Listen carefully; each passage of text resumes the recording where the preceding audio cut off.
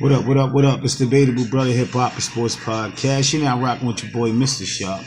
Listen, man. I know this is the first actual episode that I'm going to do. That's a video episode. And I'm kind of excited about it. So let's get right into it, man. First things first, I like to always go about the NBA, which right now, got on the NBA channel. If you hear the background, you know exactly what I'm watching.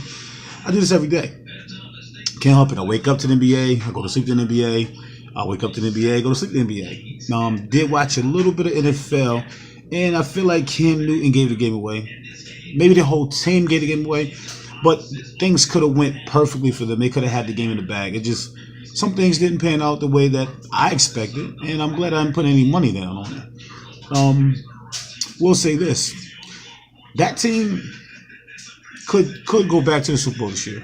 I know a lot of people say I'm reaching, but it's not a reach. I really think they actually could go back to the Super Bowl, but they're going to have to tweak a lot of things to make it work, man. If they don't tweak it, then it is what it is, and nothing happens for them. And so hopefully they get everything together and they can, get themselves back to where they need to be.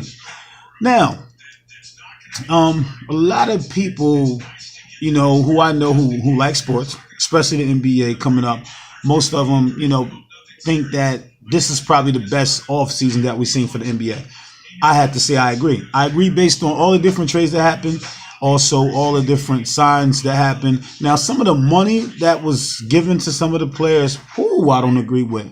I'm sorry, man. I think a lot more work has to be put in before some people get some of these deals that they got. Like, no disrespect to Embiid, but my man, you really think you deserve that? Nah, bro. You good, but you're no different from Greg Oden at this moment. He's played more games than you during the same process of the year, so it's like, now you are better than him. You got plenty of attributes that says that you're a great asset to a team, that, your ability is great. You can turn out to be absolutely a great player, but at the moment, nobody knows that. So I don't agree with that. Now, Andrew Wiggins, yeah, he deserves his money. I don't know if he deserves that deal, but there's plenty of other people that he's better than that got better deals than him or close to him. So, okay, he deserves that 148. But Embiid didn't deserve that 148. And anybody who disagrees, then it's debatable. Let me know what you think. We can argue about it all day, all night. But in your heart, he ain't deserve that bread. And I ain't lying. Another thing with that is, when I'm watching OKC, so I think Melo was probably going to have one of his best years this year. You don't agree? Debate it with me. We can do this all day. I'm okay with that. Because I know the game, man. And I know one thing I do know is Melo's probably he's still top 10. A lot of people disagree, and I truly understand. I feel like the media itself has played him in this position for people to think that he isn't that good. And that's a reach. Super duper reach. But anyway, I just feel like he's definitely still a top 10 player, and we got to watch him this year, man. And if you don't agree, something wrong with you. Excuse me. Truly excited this year, man. The NBA season will start October the 17th, which is the day before my birthday. So I look at it as a gift. So thank you, guys. Appreciate it. But yeah, very excited about the season. I think like the East, it's not that good. I feel like it may be some sleeper teams that may do good this year, which we're not looking at. I feel like Detroit is probably one of them. I think they're still going to, flourish based on the team that they have. You'd be surprised. I think the Atlanta Hawks are still going to be good. I do. I feel like Charlotte may be okay. Now, I feel like the second best team in the East would probably be the Washington Wizards. Regardless of what everybody says about the Celtics, I know Kyrie is there. I know Gordon Hayward is there. I know, Jaylen Brown, Jason Tatum, all the different players, and also Marcus Smart. But they lost their defensive edge. That team lost Jay Crowder, and they also lost, Avery Bradley, which are two key components when it comes to defense. And that was one of the biggest reasons that they were able to win. Now, the majority of offense. There's nobody on the team that's known for the defensive play. Okay? I like Kyrie. I think he's a great player. I'm not sure if he can lead. This is the test. This is where I'll say, okay, you've earned my respect to be able to be a leader.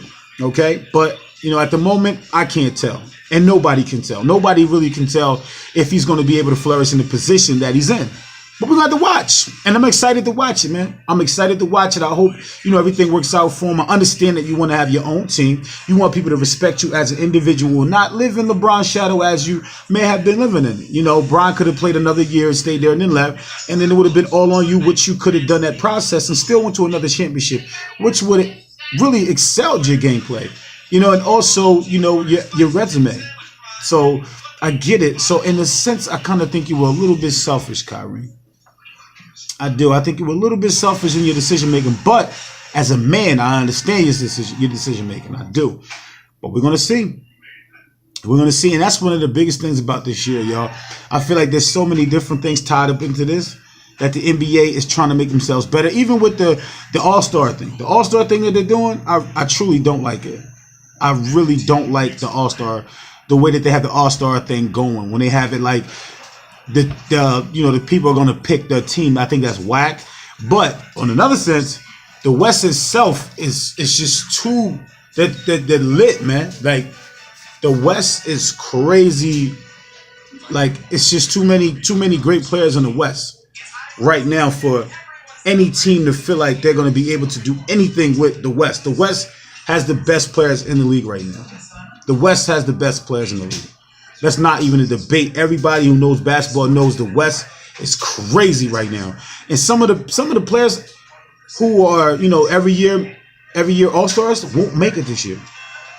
They won't make it this year. This year, some of those players will not make it because it's just too many people in the West. And the East, yeah, most of the okay players, even the great players, the good players, and the okay players are making it. In the East. But in the West, no. Great players are not making it. Great players will not. Some of them great players, those $100 million contracts, will not be in the All-Star game this year. Just truth, man. It's just truth. It's going to be pick of the litter this year. It's going to be crazy. A frenzy, y'all. You know that?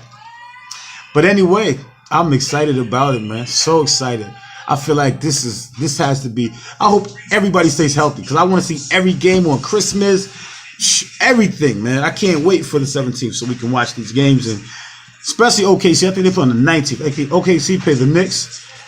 Also, look at that. OKC plays the Knicks. The Cavs play the Celtics. Crazy, right? Yeah.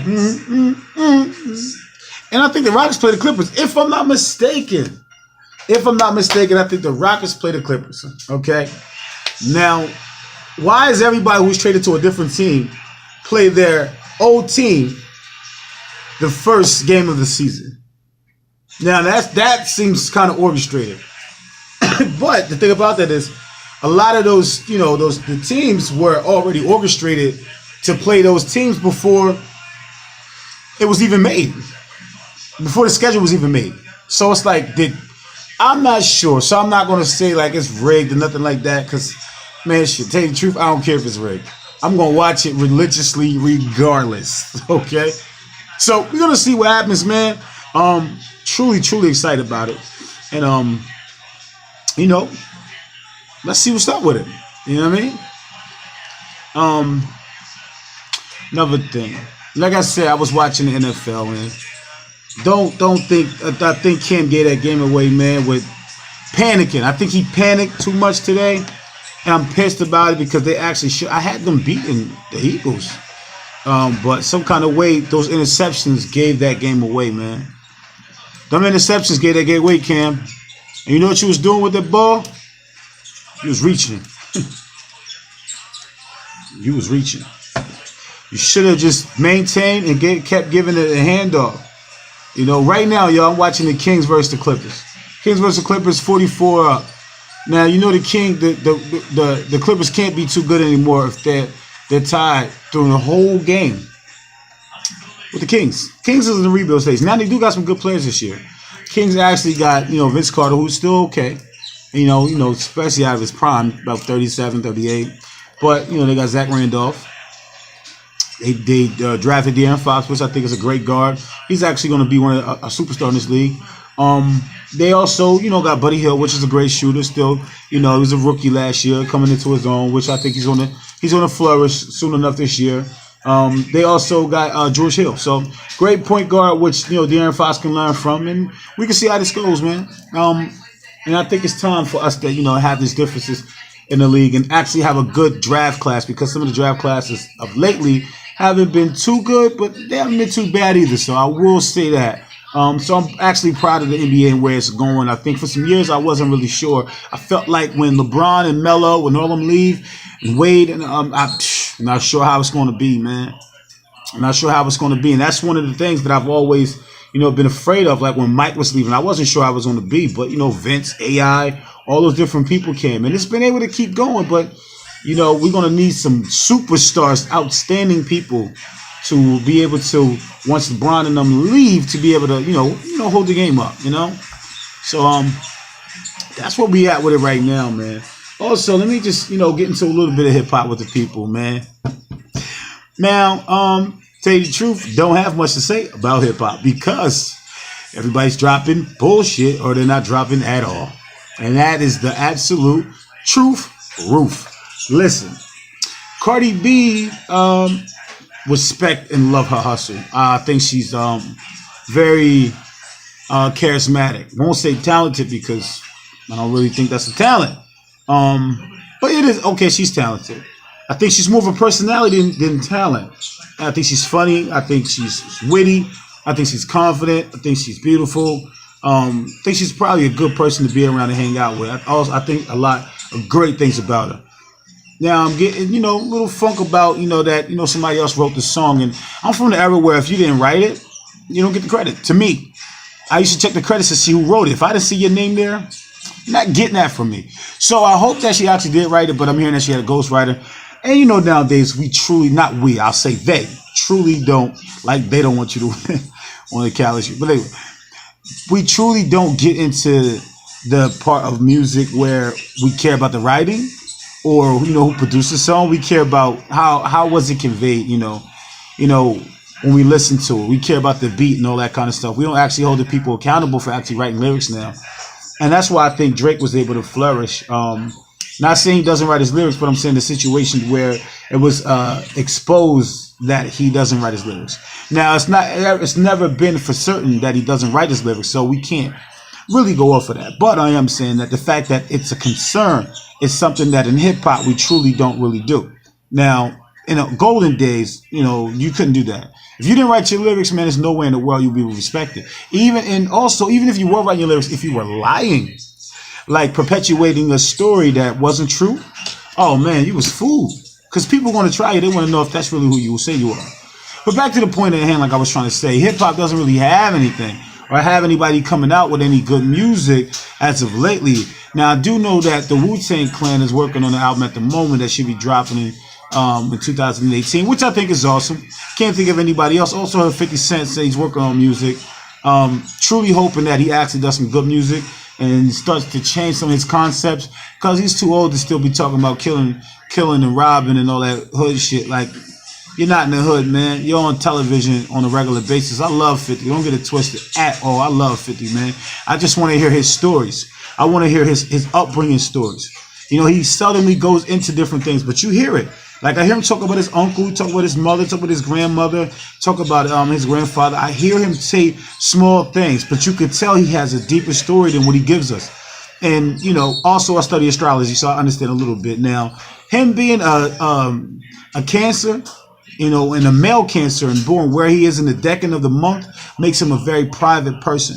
So very private people will only disclose specific things that they want you to know. Some people might be like, Jay, that's a reach. But it's not. It's not. It is something that I understand, that I study, that most people don't. So you get where I'm coming from. I understand things based on astrology in the world. It's just a little bit different than others because some people aren't into it and they think it's the devil. When I was growing up, I was told it was the devil. Stay away from it. But I started learning the more and more things that people said was the devil actually turned out to be things that were actually good. But they tell you to stay away from it so you don't actually learn it or learn how to use it. So long as you think something's bad, you'll stay away from it. Isn't that a way of control? I think it is. But anyway, like I said, man, I'm not into none of those things that, I don't listen to the people, I listen to myself. And I figured out for my own stuff. Not to get off topic, but like I said, I hope that if 50 does come out with new music, that the music is actually something personal. Personal experiences that he breaks down in the rhymes to where I can identify with what you're saying. I feel like that's what Jay-Z did with the album 444, which was amazing. I mean, nobody can deny that the album was actually a great album, and he covered a lot of bases that needed to be covered. A lot of people who talk about when he said, about taking pictures with the money to your ear, it's a disconnect. We don't call that money over here. If you couldn't respect that line, then something's wrong. Now, people who want to stay within that mindset, that thinking that having money and taking pictures with it is something respectful, is crazy. It's so immature. It's like taking pictures with your middle finger up to me. What's wrong with you? Or taking pictures with like you holding a gun. What's wrong with you? It's so immature and it's so stupid. It gives black people, especially black people, take this picture. It was a bad rap, man, and it makes you look bad for yourself. It makes you look bad. It makes you look bad. I'm telling you. Taking pictures like you're holding a gun, taking pictures with a brick of money to your ear is so stupid. People with money don't show it. Like, it's like this, right? You ever seen a white person, right, with the worst shoes? They wear like a Trivas.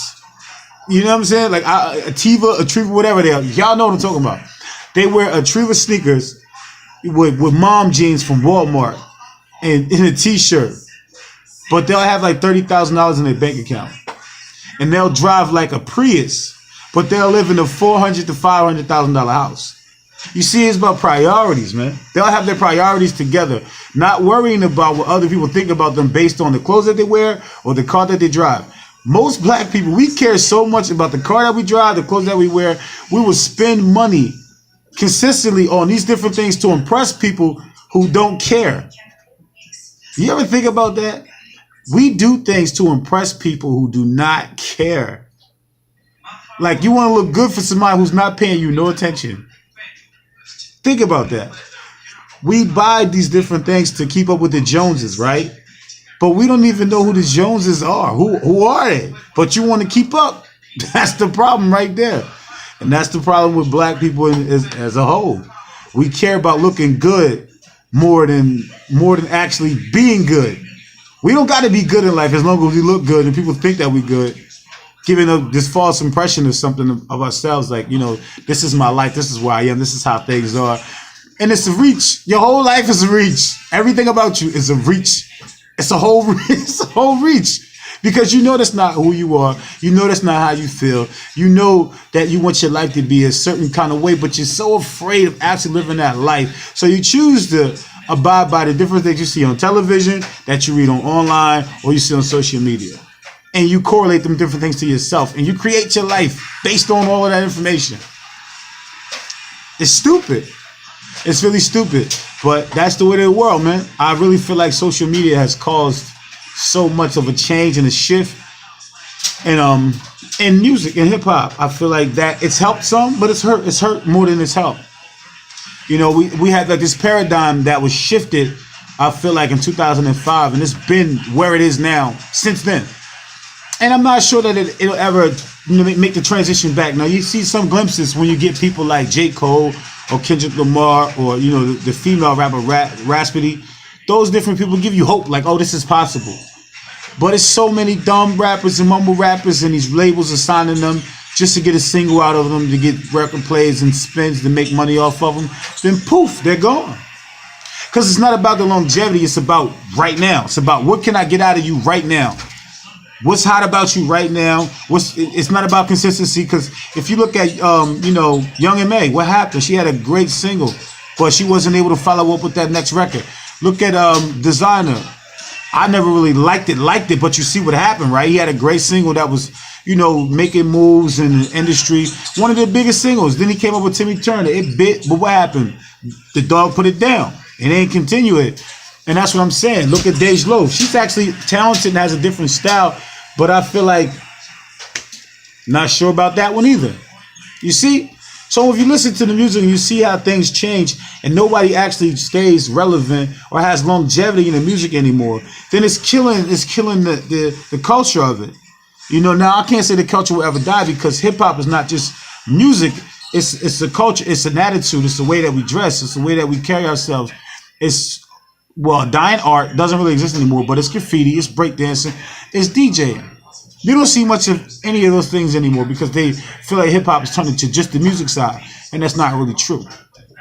But a lot of things have changed with it, man. I just feel like there's certain parts that we actually have to get back into the right perspective, and it actually, get back to where, we like it to be with the music, like it felt like in the 80s and the 90s and the early 2000s, which was the showing a decline.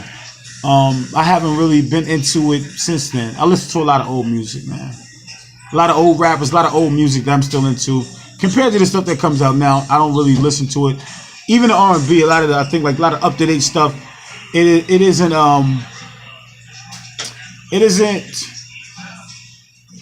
It's whack. It's whack. I tried. Shit's whack. It's the music only discuss shit that I'm not really into. So, that's why I don't really listen to it. I don't buy any up to date music like that. To be honest with you, I don't. I don't buy any up to date music. Like unless I really deal with you. Like Mano has a new album coming out. Man, I can't remember what it's called at the moment. It's called Party and something Party. Oh man, listen, next episode I'll definitely let y'all know what Mano album coming out. I really like Mano. I really like what he's about. I really like, when I watch him on his Instagram and the different things that he actually speaks about, how he carries himself, man. He's one of the realest people in music that I'm able to identify with. I can't say that for everybody else. They have a different opinion, but in my opinion, I think Mano is probably one of the realest to do music. Also, my son. My son is probably one of the realest guys, and he's actually like, an associate of mine. We're cool. I can't say we're actually full friends because we don't do friend shit. We ain't hung out, nothing like that. But if I needed to talk or reach out to him, he there and he give me good advice. So that's always appreciated. So I guess you can call him a friend. Did anybody see his, my son on the BET Awards? Smashed it, man. Smashed it. But everybody talking about what Eminem was talking about. But it's like, damn, did y'all hear what my son was saying? That shit baffled me. I feel like people they don't want to hear everything the right way, or unless you're like somebody who made a lot of money. It's like, why does money constitute us being official or being the right kind of person or being 100? Why does a piece of paper define us? It's terrible thinking, but it's the truth. We allow money to define us in so many different ways, man. And that's why we respect basketball players and football players based on their bank account. Because if they were regular, schmegular people, see the Cardi B plug, we probably would treat them like we treat John. And I'm saying John as in a regular motherfucker who walking down the street. It's the truth. We would treat him the same kind of way. It wouldn't be anything deep to it. It'd just be like, you a John ass motherfucker. Your name John, nigga. You John ass nigga. That's what it would be. It wouldn't be anything else tied to it. So that's one of the things with me. I just think that it can change. We can fix some of these things. And some we, take more time, but it can be done. And it needs to happen. You know what I'm saying? So that's why I feel like hip hop is in a bowl, in a glass bowl, because it's still visible, but a lot of people can't tell that it's in a motherfucking bowl. You know what I'm saying? And it's being trapped. Excuse me. So with that being said, one thing I do want to let the people know is I'm going to start getting a lot of t-shirts and hoodies pressed up. So, we do different raffles for the people, get a banner and everything. We're going to take this show to the highest extent. We're going to exalt this motherfucker. Always know, we're going to get some of these episodes going. I may start doing some each day instead of doing it, every Monday or Tuesday, just depending. I may start doing them every day. Just depends if we have an actual subject to cover. I'll definitely cover with the people, man. So, just wanted to get this out to y'all, let y'all know we are doing the videos like I said we would. We have the YouTube page like I said we would. We would get everything more sharp, more clear. I'll be dressed better than this today. I'm just in the house chilling, with my little dry fit on. Started figuring out how to use this. I wanted to get something up just so I'm able to do this with y'all, man. But to let y'all know, I appreciate y'all, man. We gonna rock out as we always do. It's debatable. Good afternoon. No, how do I say it? Good morning, you afternoon ass. No. Good morning. What's your afternoon ass? Because I don't want to say the N-word anymore on the show. I want to try to, alleviate that and get everything the right way and change some of my things that I say, so I could actually appeal to a big audience, and people know they can listen to the show, and kids can listen to it. So not this episode because we did a little bit of cursing, but I'm trying to get to the point that we actually stopped doing that. So, but anyway, we'll be back with another episode extremely, extremely soon. Stay tuned. It's debatable, bro.